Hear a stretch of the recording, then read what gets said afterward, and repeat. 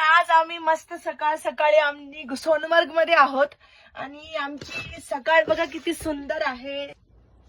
हे बघा किती जवळ बर्फाचे डोंगर आहेत. हे बघा आणि सकाळी सकाळी जे इथे आता टुरिस्ट येणार आहेत ते घोडे वगैरे घेऊन चालले आहेत त्यांना.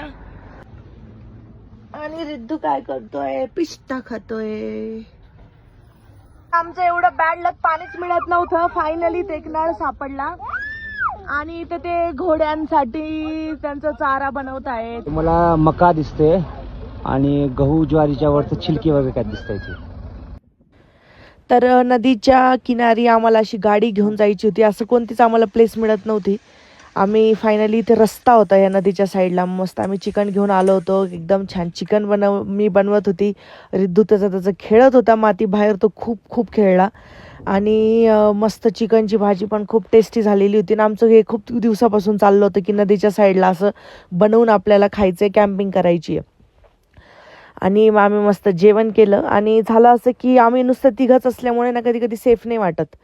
पण आज झालं असं आहे की जेवण वगैरे झालं. जेवण करता करताच आहे ना अजून 2 जण आम्हाला बघून आले. पण ते बाईक रायडर होते. ते पण मग त्यांनी आम्हाला बघून त्यांनी स्वतः टेंट लावला. इथे मस्त आम्ही चूल लावली आहे. हे आहे नदी. इथे अजून 2 जण आलेत. तर झालं असं की आम्हाला बघून आधी ते टेंटवाले आले, पुन्हा 2 सायकलवाले आले आणि आम्ही आता सगळ्यांनी मिळून मग इथंच राहायचं डिसिजन घेतलं. नाही तर आम्ही संध्याकाळी इथून जाणार होतो कारण आम्हाला असं वाटलं आम्ही तिघच आहे. पण असं करता करता अजून 4 जण आता ऍड झालेत आम्हाला. चला संध्याकाळ झालीये आणि फायनली लागली आग. तर तुम्हाला दाखवल्याप्रमाणे आम्हाला जे आज 2 जण सायकलवर आहेत आणि 2 जण बाईकवर आहेत ते पण लेह लदाखला जाणार आहे. ते पण आमची कॅम्पर व्हॅन बघून खाली आले नदीच्या साईडला. तर एकाचा बर्थडे येतात. तर मी म्हटलं ते बिचारे एवढे छोटे छोटे गॅस आहे त्यांच्याकडे, त्यांना म्हटलं मी खिचडी बनवते. तर मी स्वयंपाक करतोय. आम्ही एकाकडून बटाटे घेतले, एकाकडून कांदे टमाटे असं करून आज खिचडी बनवली आहे मस्त. आणि आम्ही आज सगळे सोबत जेवण करणार आहे. सगळे तर माझी खूप तारीफ करत होते छान खिचडी झाली म्हणून.